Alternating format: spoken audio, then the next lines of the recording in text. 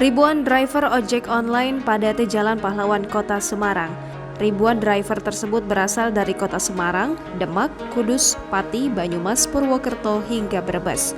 Mereka berkumpul di Jalan Pahlawan yang tepat di depan komplek kantor Gubernur Jawa Tengah untuk menyuarakan nasib para driver ojek online. Dalam aksi, ribuan driver ojol tersebut menyampaikan 4 tuntutan untuk Gubernur Jawa Tengah Ganjar Pranowo, di mana driver ojek online di Jawa Tengah meminta agar pemerintah memperhatikan nasib para driver ojek online. Selain itu, massa juga meminta Gubernur Jawa Tengah agar segera merumuskan peraturan daerah terkait penyesuaian tarif.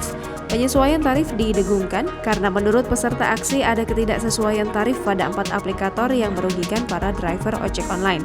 Selain itu, massa juga meminta Gubernur Jawa Tengah untuk pemerintah daerah untuk memastikan kesejahteraan, keamanan, dan kenyamanan driver ojol saat bekerja. Yang terakhir, peserta aksi meminta Dinas Tenaga Kerja Provinsi Jawa Tengah agar memasukkan driver ojek online dalam program BPJS Ketenagakerjaan. 4 tuntutan tersebut terus didengungkan massa yang berkumpul di depan kantor Gubernur Jawa Tengah sedari pagi.